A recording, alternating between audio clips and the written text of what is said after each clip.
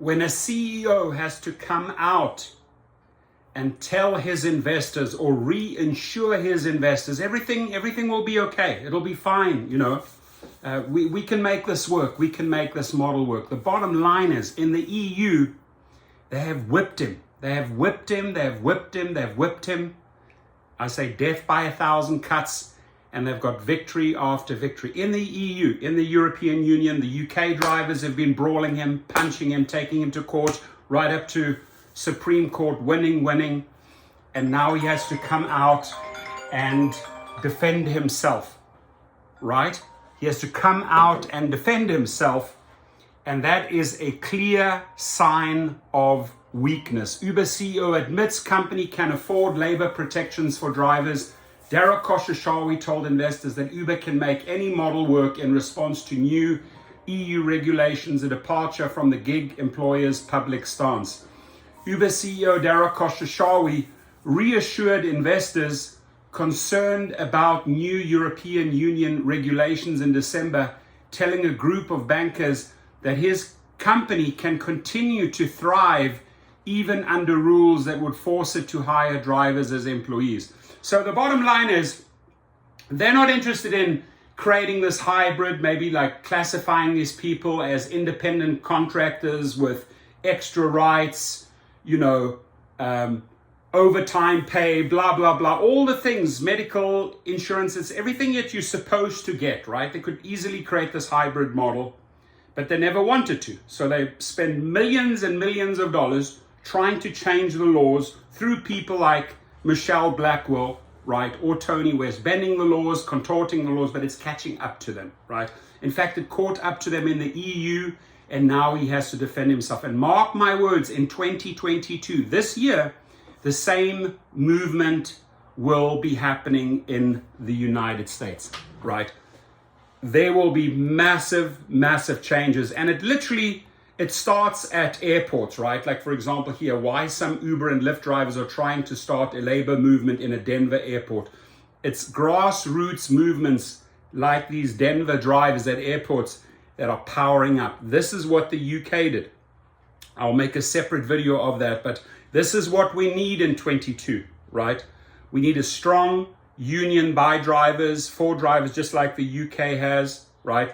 And we need to push, and we need to clobber, and we need to punch, and we need to sucker punch, and we need to give hooks, uppercuts, whatever it needs, whatever it takes to beat these guys into submission. And here are the first signs of weaknesses, that we are winning, and then they are on the defense. They are on the ropes in the EU, and we will force them onto the ropes here in the United States. So he had to reassure his investors concerned about a new European Union regulations in December. Obviously, investors are all that these executive trash members answer to, and the investors are scared because investors, we are coming. The millions, the foot soldiers, we are coming in 2022. We have displayed how we can do this in the EU.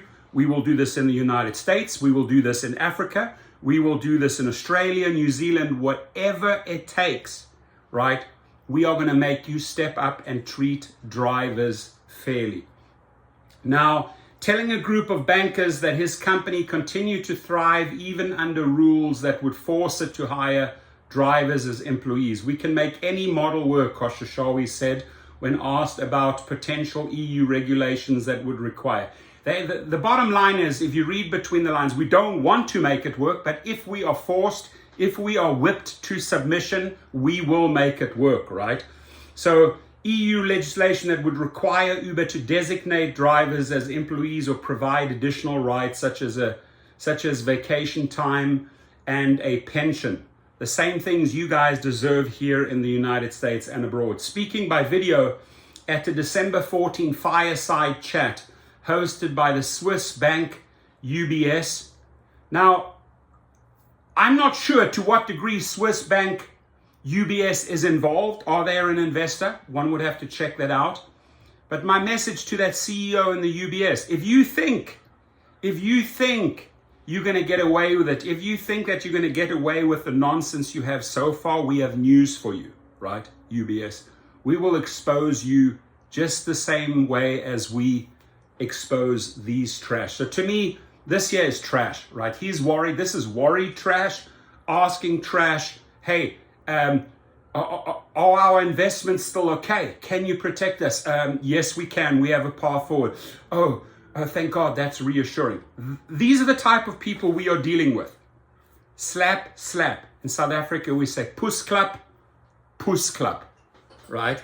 Spain business is up close to 40% on a year-on-year basis. In Spain, EBITDA margins are very close to our overall long-term margins as well, noted Khosrowshahi, referencing the company's cash flow before taxes and interest.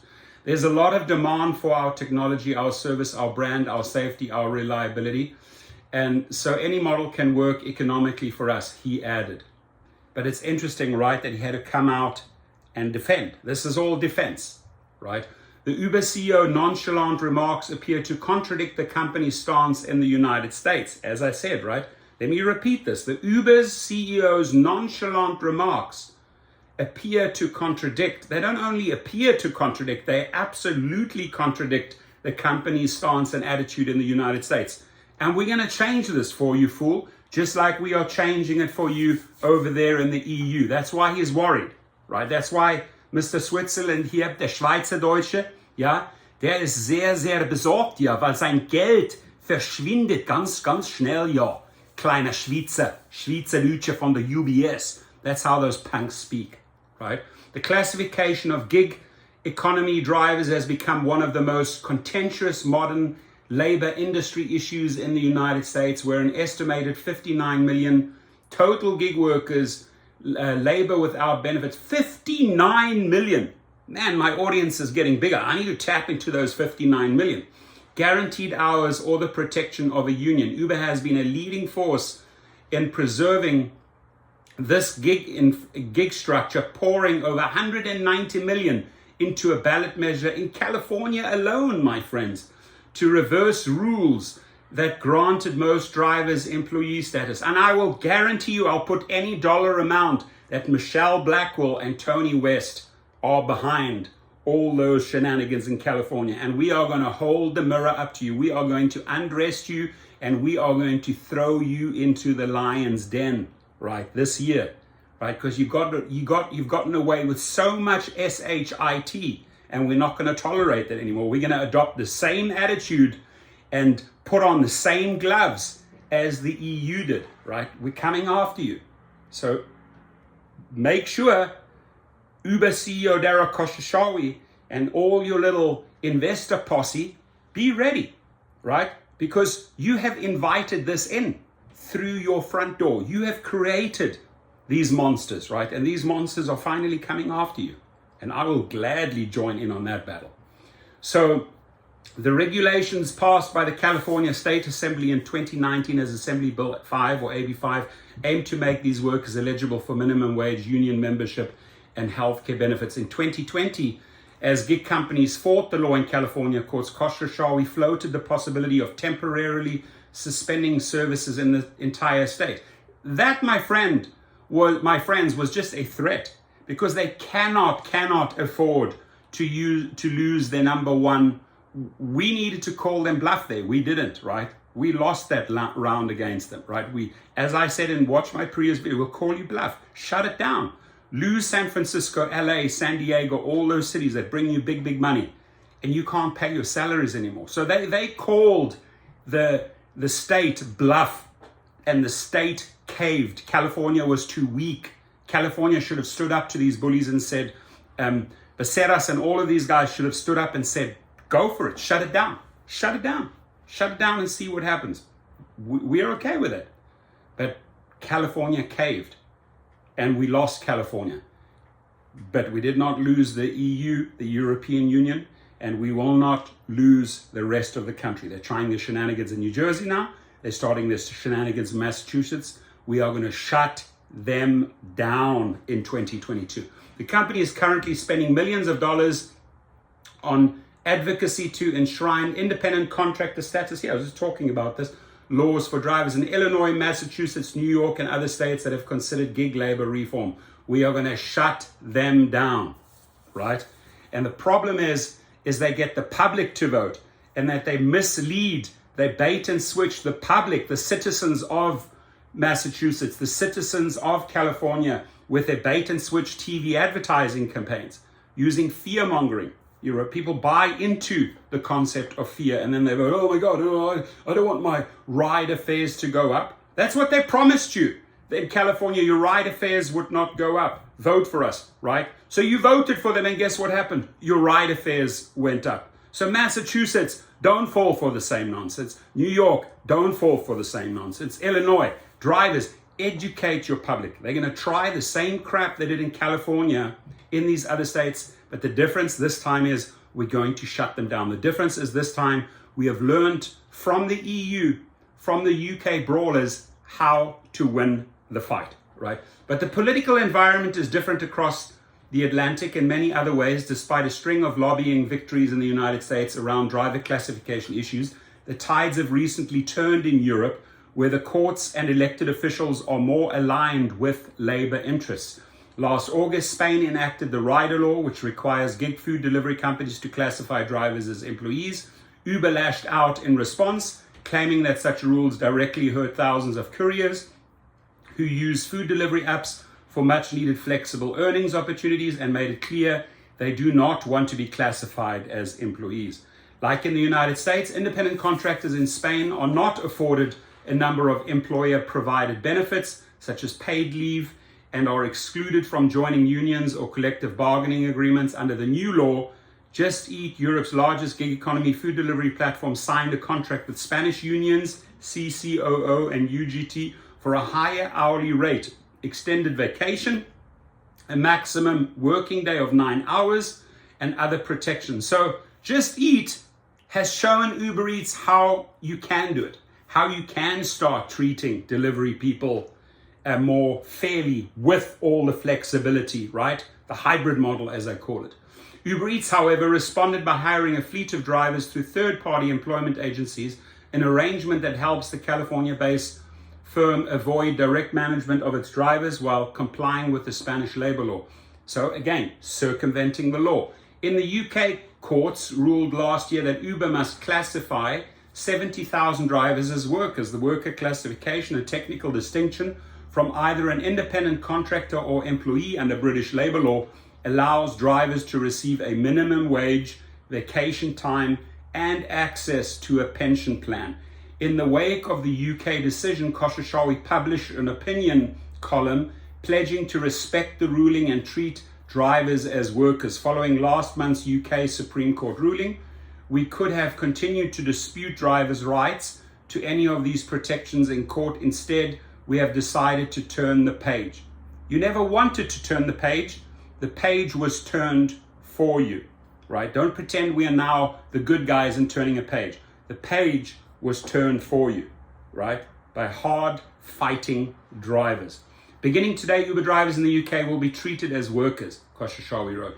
The series of defeats for Uber's management could roll into a much larger setback as the EU is now considering federation-wide adoption of Spain's gig economy law.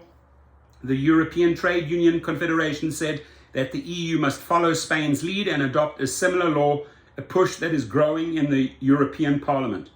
So it says here, by revealing Uber's continued business success in Spain despite the enhanced worker protections, last month's investor call belies the company's advocacy. While conceding defeat in the United Kingdom, Uber has continued to oppose Spain's rider law. See the double standards here, right? Oh no, we'll only give in when we've literally been whipped into submission, when we've been beaten into submission, when we're on the canvas and they've counted us out. Then we will turn the page. Otherwise, we will fight. We will fight, right? Asked for comment about Khosrowshahi's apparent reversal, Uber emphasized its focus on treating drivers as independent contractors. Poll after poll shows that drivers overwhelmingly want to remain independent contractors and work where and when they want, but they also deserve more protections, wrote Uber spokesperson Noah Edwinson in an email to The Intercept. Noah, don't pretend to be the nice guy now, right? Don't. Afterwards, like, you come out with all these glamorous, sweet words, but you were the a-hole all along, Noah. In Europe, Accenture, Good Work, Oxford Economics, and the latest studies from Copenhagen Economics, based on a survey of 16,000 European couriers, as well as Compass Lexicon, make it clear that the number one reason people access platform work is for flexibility to earn money while balancing other commitments, and would prefer to remain independent. Which is fine, right? That's what I say, they're hybrid. Make them independent with rights, right? But if you're pretending that they are completely independent and calling them ICs, independent contractors, they need to be able to set their rates. They need to be able to cancel. So you're not playing a fair game here. You're not allowing an independent contractor, as you call them, to be an independent contractor. This is why we believe the best answer to provide new benefits while ensuring drivers and couriers keep the flexibility they value. Edwardson continued, but labor advocates see a company that is merely forced to here we go. But labor advocates, including myself as a driver advocate, right, see a company that is merely forced to comply with the rules and will stop at nothing to maximize profit for executives and shareholders. Look at my previous video. Michelle Blackville is one of these culprits, right? This paragraph sums up everything here, right? Everything this video is about in this one sentence. Uber has always said it couldn't adapt to an employee model. That's what they said. Oh no, we can't. We've got to fight it. Now that they've been beaten into submission, now they have to sing a different song to their investors. Oh yes, we can. If we are punished by the drivers, we will have to adapt and be little effing chameleons. That's Dara's new little song there. Uber has always said it couldn't adapt to an employee model that afforded its drivers fundamental protections in law, like a minimum wage and the right to form a union, wrote Steve Smith, a spokesperson for the California Labor Federation, in a statement to The Intercept. Dara Khosrowshahi's acknowledgement that the company can and has adapted to treating workers as employees in other countries is a slap in the face to here we go.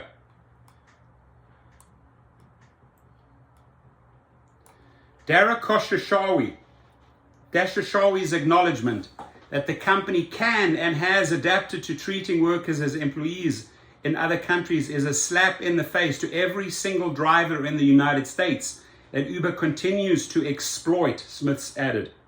It boils down to pure greed of wealthy executives who will do anything in their power to lock workers out of having a share of the profits their labor creates. It's probably the most powerful statement I have ever heard.